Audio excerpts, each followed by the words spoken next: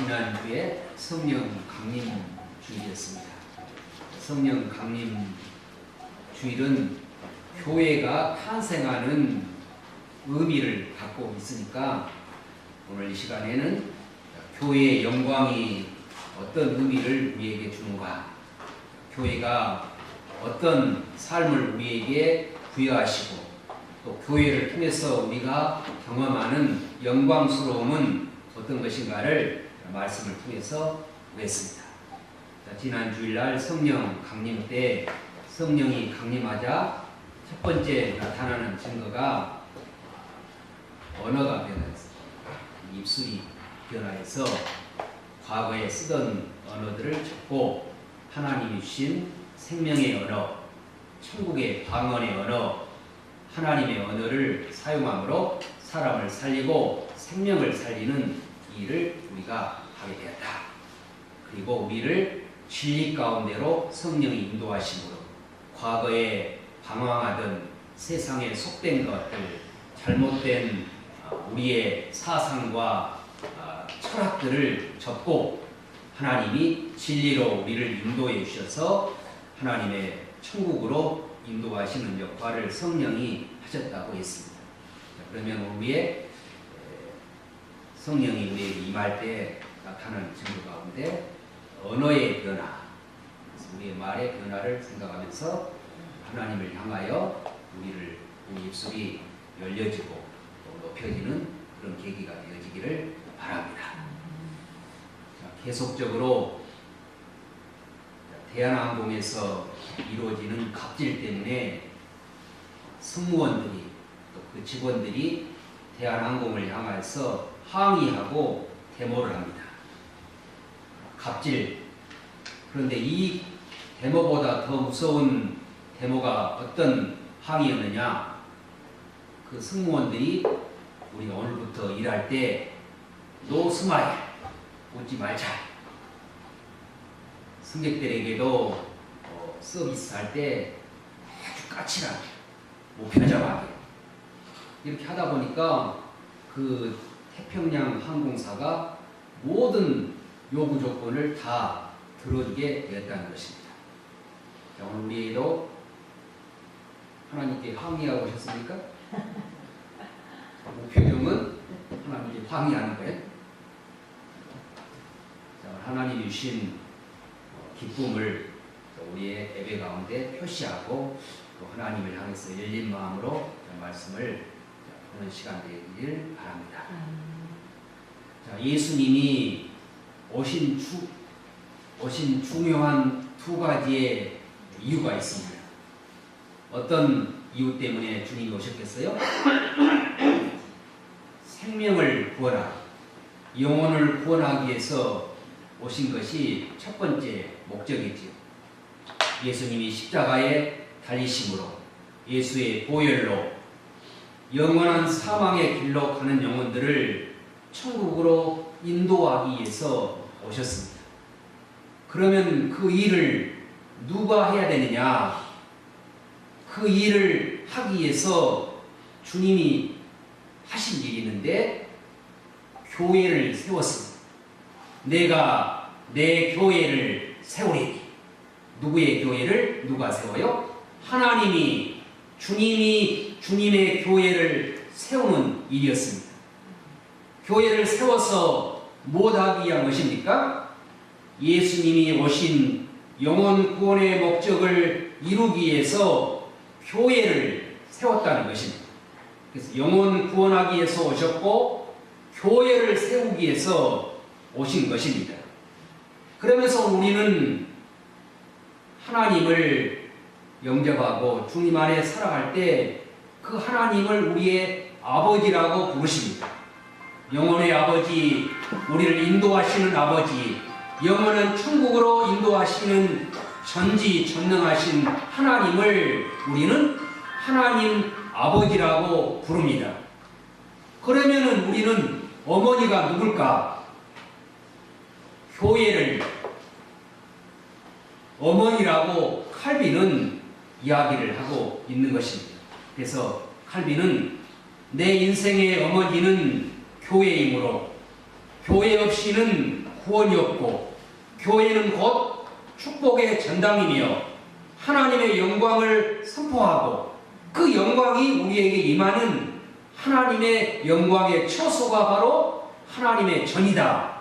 이렇게 강조를 하고 있는 것입니다.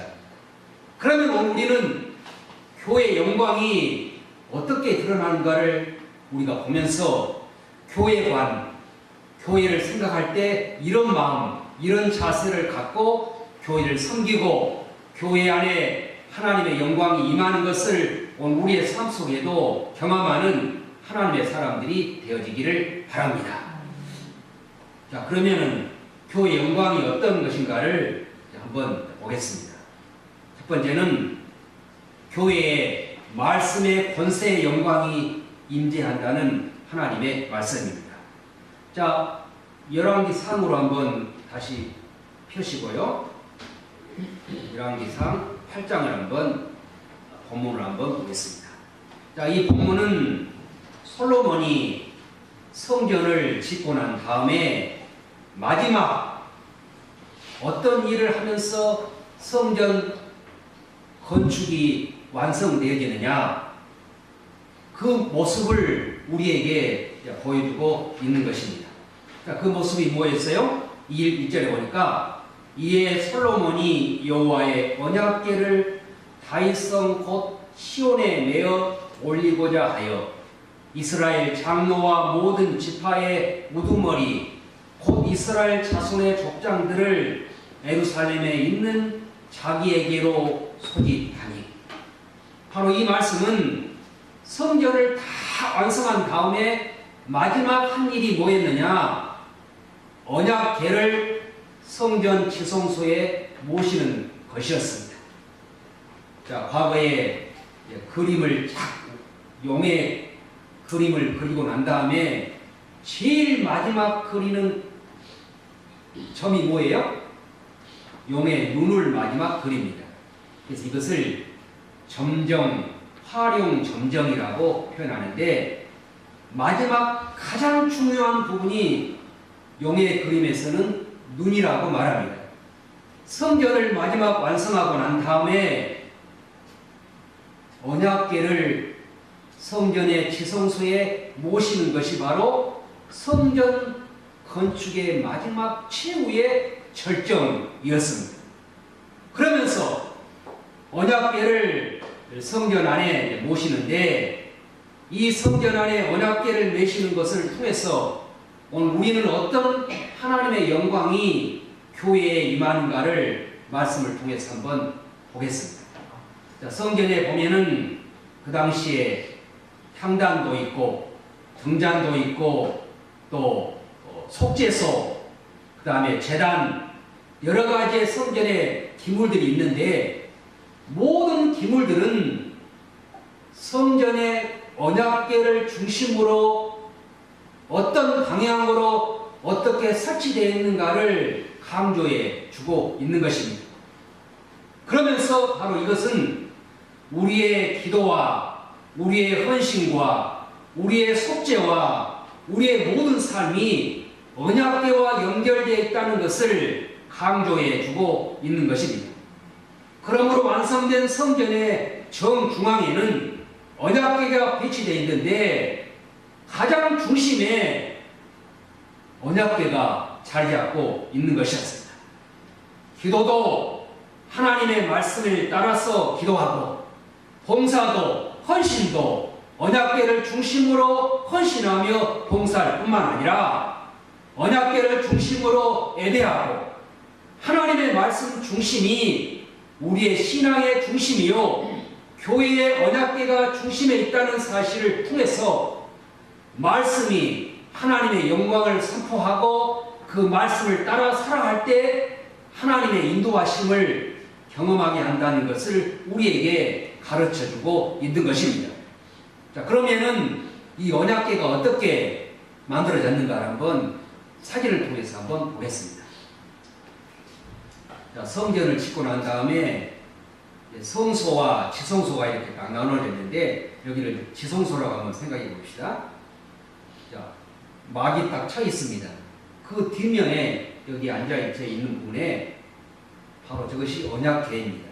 자, 위에는 천사의 그룹의 날개고 그 밑에가 언약궤인데 내 제사장이 어깨를 메고 언약궤를 움직여야 해요. 메지 않고 제사장들이 아닌 사람이 저 언약궤를 잡으면은 즉사해요. 하나님의 말씀을 따라서 움직여야 되고 하나님의 말씀이 얼마나 무섭고 엄미하고 엄중하고 또 하나님의 말씀이 능력인가를 우리에게 가르쳐주고 있는 것입니다. 그러면 그 언약궤 안에는 무엇이 있는가? 그 다음에 그림을 한번 보겠습니다. 언약궤 안에 이것이 들어있는 거예요. 뭐가 있습니까? 십계명의 돌판, 두 돌판. 죄송합니다.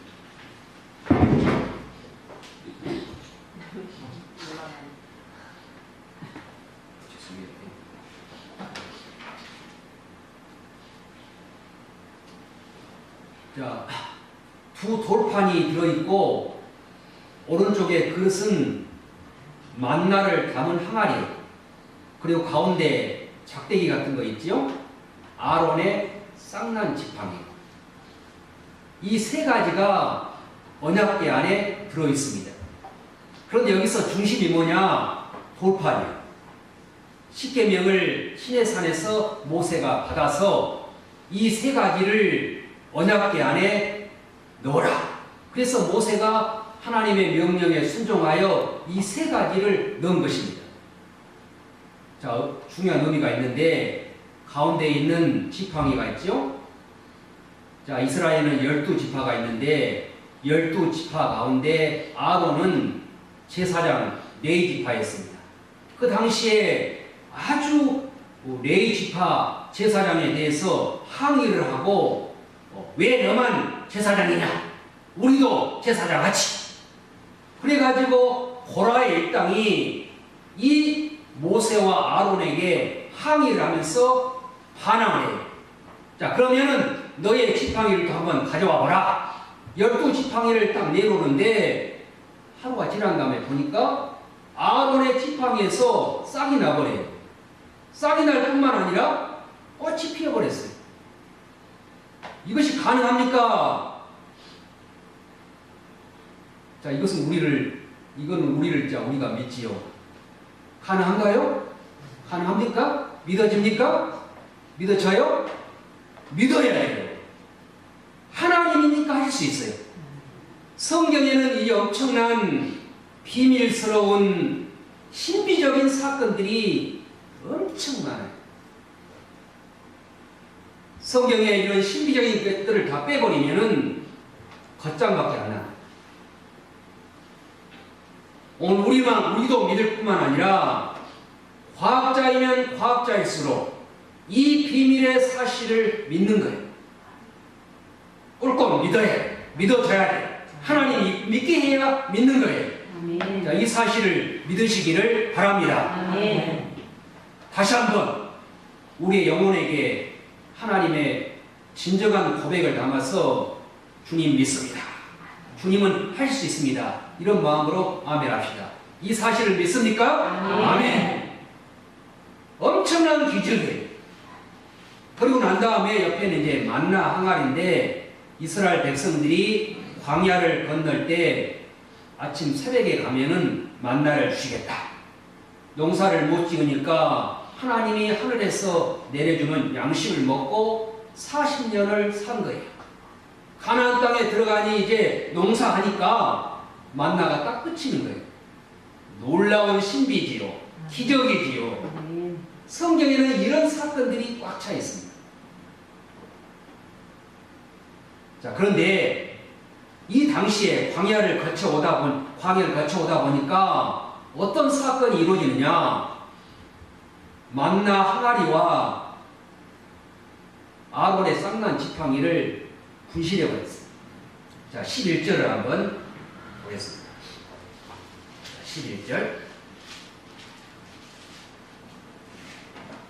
11절 같이 읽습니다. 시작. 제사장이 그 그룹으로 말미암아 능히 서서 숨기지 못하였으니 이는 여호와의 영광이 여호와의 성전에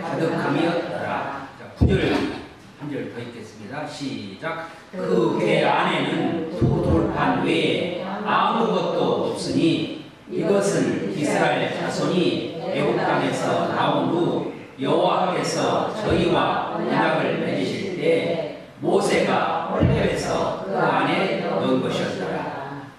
분실해 버렸어. 어떤 것이요?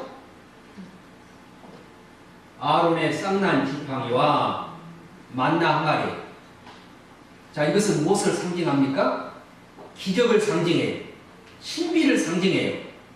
성경에는 수많은 신비의 사건이 있지만은 하나님은 우리에게 요구하시는 것이 신비도 중요하지만은 하나님의 말씀이 얼마나 중요한 것인가를 강조하시기 위해서 이 두 가지의 신비를 분실하게 만든 거예요. 그래서 오늘 우리는 신앙을 하나님 앞에서 세워나갈 때 어떤 때는 기적도 경험하고 신비도 경험하고 어떤 때는 하나님의 말씀이 들려지면서 놀라운 은혜를 경험합니다. 하고 싶지요. 체험하고 싶지요. 경험하고 싶지요. 그런데 이 체험보다 하나님의 말씀이 우선이라는 사실을 우리에게 강조하고 있는 것입니다. 저도 체험을 원합니다. 하고 싶습니다. 그러나 이 체험에 의지하면은 우리의 신앙은 잘못된 길로 갈 가능성이 많이 있습니다. 무당도, 미신도, 다른 세계에도 기적이 있습니다. 그러니까 기적만 가지고 따라가다 보면은 하나님인지 미신인지 구별이 안 되는 거예요. 물론 하나님의 은혜 체험 소중합니다. 그러나 여기만을 의지하면은 우리의 신앙이 본질에서 벗어날 수가 있다는 것입니다. 이스라엘 광야 백성들 얼마나 많은 체험을 했습니까? 광야의 길을 떠나면서 홍해를 갈라버렸습니다. 불과 구름 기둥이 이스라엘 백성들을 인도해 갑니다. 반석을 치니 단물이 쏟아졌습니다. 여리고성을 도니까 와르르 못 내렸습니다. 이보다 놀라운 체험과 기적이 어디에 있겠습니까? 그런데 이들은 체험만을 소중하게 여긴 나머지 말씀을 따라 살지 못한 결과 광야에서 다 하나님의 말씀을 신뢰하기를 못한 것입니다. 불평과 원망이 쌓였습니다. 그러므로 오늘 우리의 삶 속에는 만나 항아리도 아론의 쌍난 지팡이도 소중하지만은 말씀 따라 살고 말씀의 은혜를 누리며 말씀이 우리의 삶을 인도하시고 말씀 속에서 은혜를 경험하는 우리의 삶이 교회를 통하여 말씀의 은혜가 임하고 말씀의 영광이 임한다는 사실을 생각하면서 말씀의 영광이 오늘 우리의 영혼 속에 임하는 하나님의 사람들이 되어지기를 바랍니다. 아멘. 얼마 전에 극동방송에서 어느 집사님이 이런 간증을 하는 것을 들었습니다. 자기 남편이 교회를 다닌 지 10년이래요. 그러면서 성도들이 자기에게 물었는데 어떻게 당신 부부들은 그렇게 아름답게 잘 삽니까? 그렇게 물으니까 집사님은 우리의 과거를 잘 모르기 때문에 그렇게만 보일 것입니다. 처음에 결혼했는데 엄청 싸웠습니다. 성격이 워낙 특이해가지고 견디기가 너무 어려웠습니다. 한번 싸우면은 토라지면은 말을 안 하는데 딱 분석해 보면은 오늘은 일주일짜리, 좀 심하면은 한 달짜리 평가를 딱 내리는 거예요. 고통이었습니다. 눈물이었습니다. 마음에 너무 고통의 깊은 바다를 건너오게 되던 어느 날 교회에서 강조하는 매일 성경, 매일 묵상하고 말씀을 따라 살아가는 이 삶을 강조하면서 말씀 읽기를 그 남편이 하는 거예요. 말씀을 묵상하는데 직장에 가서 점심 먹고 난 다음에 매일 성경 합니다. 그날의 본문의 제목이 에베소서 4장 26절. 분을 내어도 죄를 짓지 말고 해가 넘어지기 전에 가지는 화를 품지 말거라. 이 말씀을 보다가 그 남편이 해가 해버린 거예요. 그래가지고 그 말씀 한 구절이 그 남편을 완전히 잡아버렸다는 거예요. 그래서 집에 오는데 과 같으면 이제 오늘은 말 안 할 테지. 그런데 인사를 하면서 더 놀라운 것은 자신이 잘못했다고 용서를 비는 것이었다는 겁니다. 오늘 우리는 하루하루의 말씀을 읽는 가운데 어떤 때는 부딪히도 않지요. 나와는 상관이 없는 것처럼 보여지죠. 느껴지죠. 말씀을 읽으면은 어떤 때는 더 졸리죠. 잠이 안 오면은 오히려 성경을 읽지. 그런데 오늘 우리는 하루하루 하나님의 말씀을 대하다 보면은 나는 그것을 의식하지 못하지만은 말씀이 나를 변화시키는 것을 보게 되어집니다. 그래서 하루하루 음식을 먹듯이 말씀을 대해야 말씀 속에서 이 하나님의 권세의 영광이 임한다는 사실을 생각하면서 말씀을 생명처럼, 말씀을 우리의 육신의 양식처럼 영혼의 양식으로 섬기며 먹고 마시고 꿀꺽 삼켜버리는 하나님의 은혜가 말씀을 통해서 우리에게 임하는 하나님을 경험하는 우리의 삶 되어지기를 바랍니다. 성전에 한 중앙에 지성소에 언약궤가 있는데 세상의 엄청난 기적과 비밀보다 하나님의 말씀을 따라 살려고 아론의 쌍난 지팡이도 만나 항아리도 분실하게 하시고 오로지 하나님의 말씀, 율법, 언약, 하나님의 돌판만 남았다는 사실을 생각하면서 말씀 따라 살아가고 말씀의 은혜를 경험하는 우리의 삶 되어지기를 바랍니다. 그러면서 이스라엘 백성들이 광야를 거쳐올 때 언약궤를 중심으로 비례하며 살아갑니다. 언약궤 위에 구름이 머물면은 수도, 구름이 인도하면은 이동. 언약궤를 통해서 하나님이 지시하시고 인도하셨다는 사실입니다.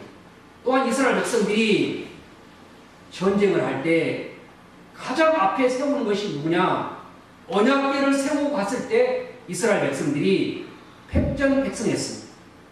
그런데 블레셋에 이 언약궤를 빼앗아버렸습니다. 뺏겼습니다. 그래서 블레셋 백성들이 자기의 다곤 신당에 언약궤를 모시니까 이 언약궤에서 능력이 나와가지고 다곤의 신상들의 목을 다 쳐버리는 거예요. 말씀의 권세, 말씀의 능력. 하나님의 말씀은 살아서 운동력이 있어 좌우의 날쌘 어떤 검보다 예리하여 관절과 골수를 찔러 쪼개기까지 하시는 하나님의 말씀. 이 말씀의 권세가 오늘 우리의 삶 속에도 임하는 하나님의 사람들 되어지기를 축원합니다. 말씀 따라 살고 말씀을 경험하며 살아가는 우리의 삶 되어지게 하여 주시옵소서. 말씀이 우리의 삶을 중심을 경험하는 하나님의 삶 되어지게 하시기를 바랍니다. 그래서 체험도 중요하지만은 말씀을 따라 살아가신 우리의 삶 되어지기를 바랍니다. 그래서 영국의 여왕 엘리자베스는 나는 영국을 버릴지라도 성경을 버릴 수 없노라. 조지 워싱턴은 성경 없이는 세상을 올바르게 다스릴 수가 없습니다. 미국의 정치의 제1원칙이 하나님 앞에서 우리도 성경 따라 살아가는 것입니다. 내 머리로 살지 않고 하나님의 말씀으로 살겠다는 하나님의 각오로 우리의 삶이 새로워지는 하나님의 사람들 되어지기를 바랍니다.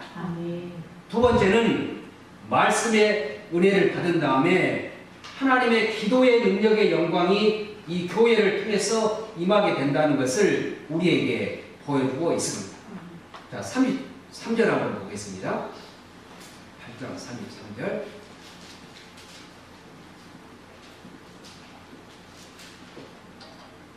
함께 읽습니다. 시작. 만일 주의 백성 이스라엘이 주께 범죄하여 적국 앞에서 패하게 되므로 주께로 돌아와서 주의 이름을 인정하고 이 성전에서 주께 기도하여 간구하거든. 34절. 주는 하늘에서 들으시고 주의 백성 이스라엘의 죄를 사하시고 그들의 조상들에게 주신 땅으로 돌아오게 하옵소서. 아멘. 성전을 건축하고 난 다음에 성전 공헌식을 하면서 하나님께 드리는 기도의 제목입니다.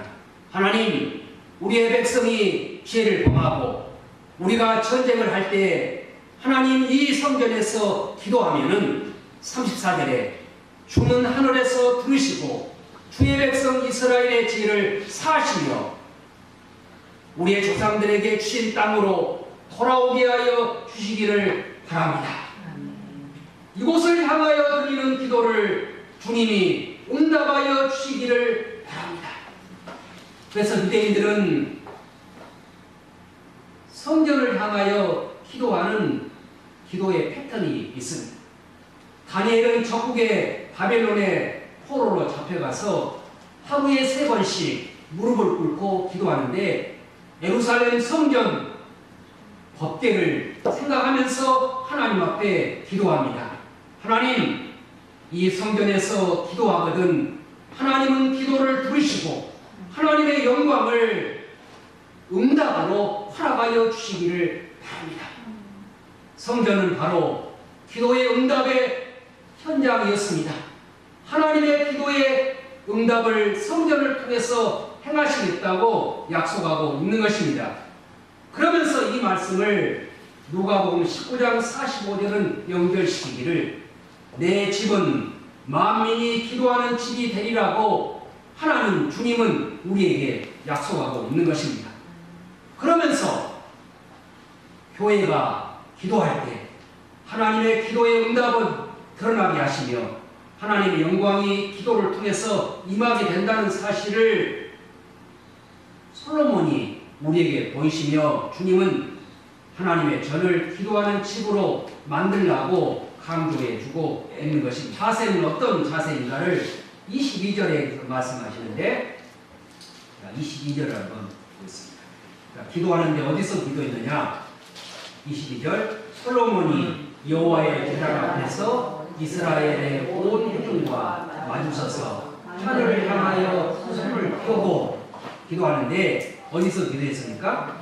제단 앞에서 기도했습니다. 제단은 어떤 곳입니까?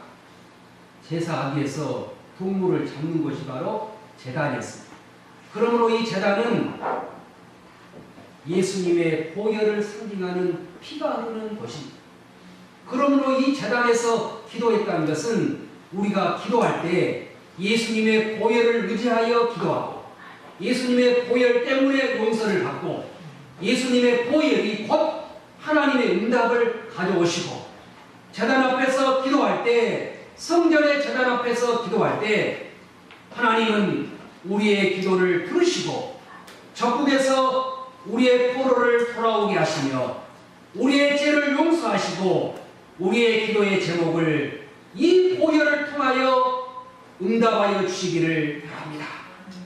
그러므로 우리의 기도는 우리의 목소리를 높여서 우리의 목소리가 하늘 앞에 하나님 앞에 달게 하는 큰 소리도 아니요 우리의 정성만을 드리는 그런 기도도 아니라 예수의 보혈을 발라 기도할 때 예수의 보혈을 의지하여 드리는 기도가 하나님의 영광을 경험하게 한다는 사실을 생각하면서 보혈을 의지하여 보혈을 발라서 예수님의 보혈의 능력으로 보혈을 보면서 기도하는 기도를 통하여 우리의 기도가 응답되고 하나님의 기도가 성전을 통하여 우리의 교회를 통해서 응답하는 하나님의 영광을 경험하는 우리의 기도의 삶 되어지기를 바랍니다. 물론 기도는 집에서도 하고 걸어가면서도 할 수 있습니다. 그러나 우리의 삶을 현실을 돌아보면은 집에서 기도하기가 그렇게 만만하지 않습니다. 생활 속에서 기도한다는 것은 아주 엄청난 결단과 각오 없이 하기가 아주 힘듭니다. 왜 새벽에 눈발을 가르면서 먼 길을 향하여 차를 타고 에베랑까지 나와서 기도하느냐? 하나님은 우리 약속하십니다. 내 집은 만민이 기도하는 집이라. 성전을 완공해 놓고 솔로몬이 기도하기를 주여 이곳을 향하여 기도하는 기도의 소리를 들으시고 이 성전에서 기도할 때 하나님은 하늘에서 들어주시기를 바랍니다. 왜 새벽을 나와 하나님 전에서 기도하는가? 이 기도는 지성소의 기도, 하나님과 통하는 기도고 하나님의 영광이 드러나는 아름다운 기도입니다. 우리의 새벽의 기도를 다시 한번 견고하게 세워 지성소에 통하는 하나님의 기도가 우리의 교회가 되어지게 하시고 만민이 기도하는 기도에 처소되어 기도의 응답을 경험하는 하나님의 사람들 될 수 있기를 바랍니다. 아멘. 근래 신앙생활을 얼마 안 됐는데도 새벽에 나와서 기도하는 분들이 하나씩 한 분씩 늘어납니다. 유달산 밑에서 여기까지 오기는 만만치가 않습니다. 기도는 아침에 나오는 그 순간부터 기도하는 시간입니다. 하나님은 성전의 기도를 강조하십니다. 집중이 되어집니다. 다른 생각을 할 수 없게 만듭니다. 아무리 신앙이 좋은 사람도 집에서 그냥 기도하기가 쉬운 것 아니에요. 물론 할 수 있죠. 하지 해야 되지. 그러나 또 닫습니다. 그래서 솔로몬은 이 성전에서 기도하거든 하나님은 하늘에서 들으시고 우리의 기도를 응답해 줄 것을 강조하는데 그 기도를 번제단 앞에서 기도했다는 것입니다.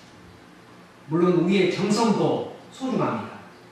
그런데 모든 이방의 신들은 정성 때문에 응답할 것으로 기대합니다.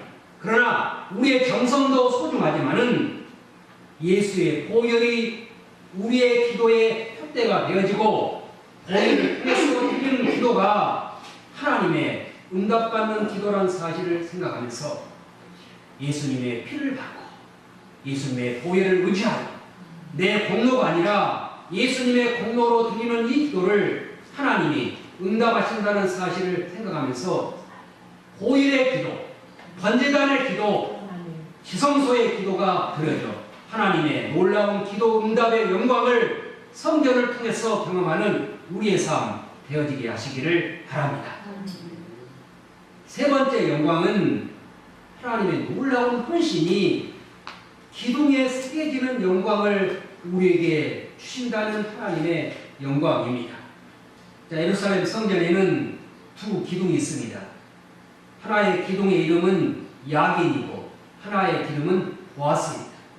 바로 이 뜻은 하나님이 세우신다, 하나님의 능력이 있다, 이런 의미가 두 기둥 위에 의미를 상징해 주고 있는 것인데 바로 이 기둥을 통해서 하나님의 영광을 보이는데 왜 성전을 짓고 두 기둥을 세우느냐?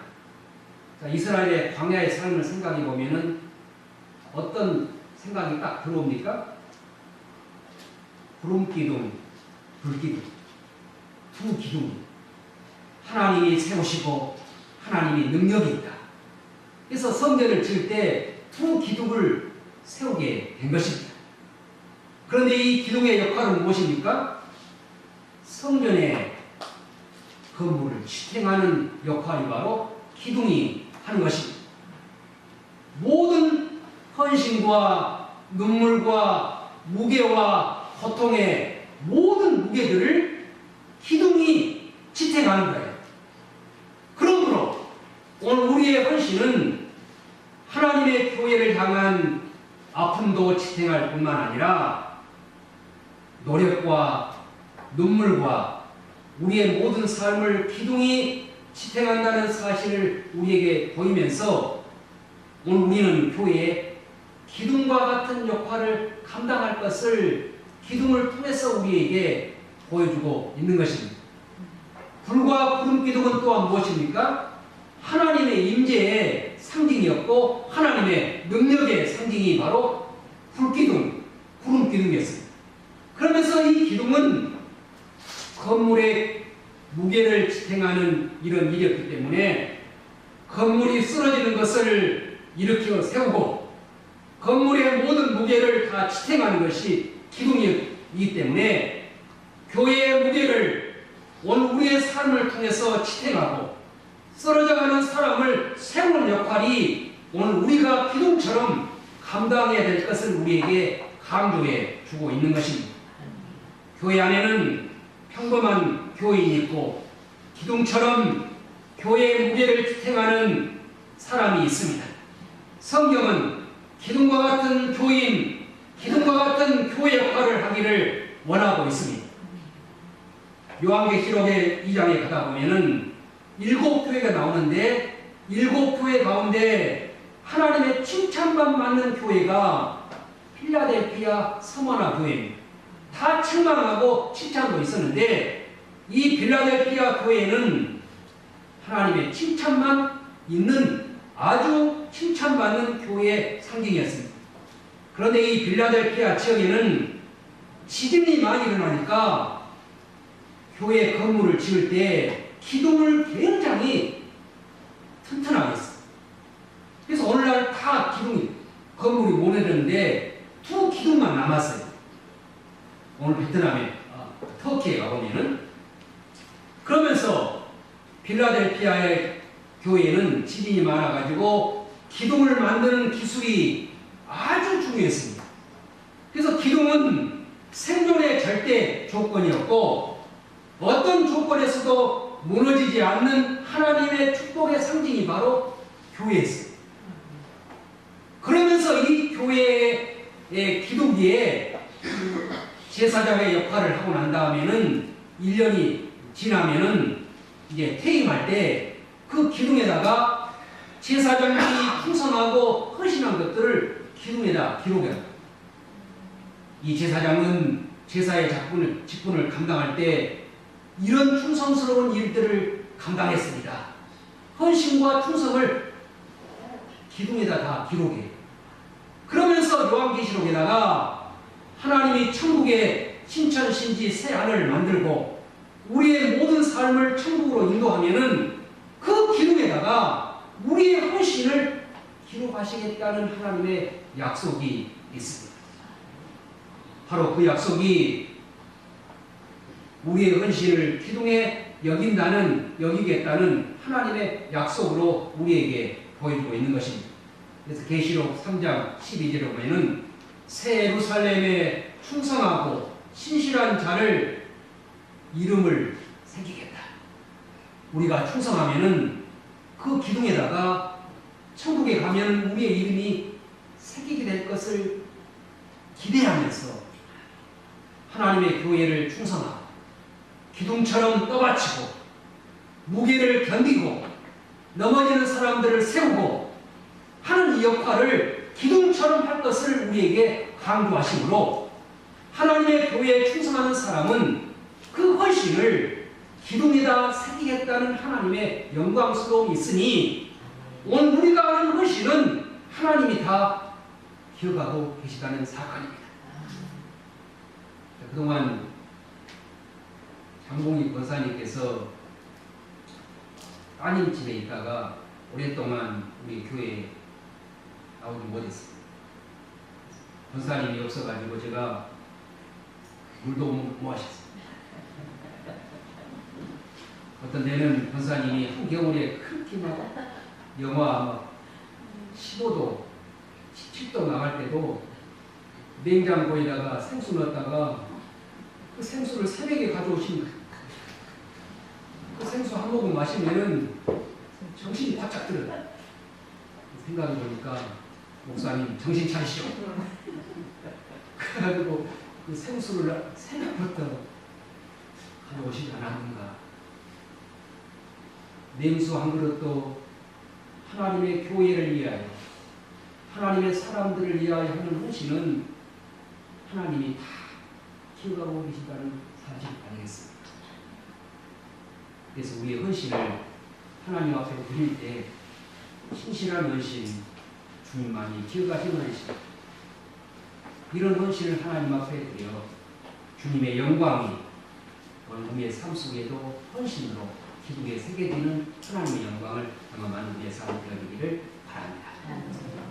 그래서 오늘 예배 끝난 다음에 교회 청소를 하겠습니다.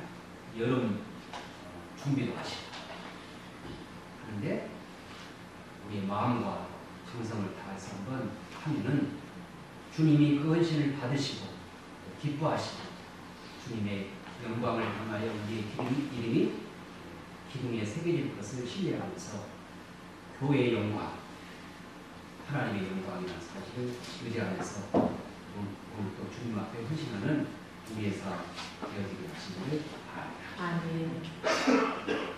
그래서 이스라엘 백성들은 하나님의 전에서 하루가 다른 곳에서의 첫날보다 소중하다.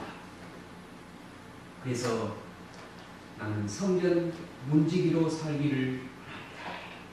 이렇게 사모하고 고백했던 것처럼 성전을, 하나님의 전을 그리워하고 성전을 섬기고 사랑하고 하나님의 사람들을 지탱하고 세우고 번제단에서 드리는 기도를 하나님이 응답하실 것을 기대하면서 말씀 따라 살아갈 때 하나님은 말씀의 권세의 영광으로 기도의 능력의 권세가 드러나고 무엇보다 우리의 헌신이 하나님의 기둥에 새겨질 것을 기대하면서 하나님 앞에 충성하는 우리의 삶 되어지게 하시기를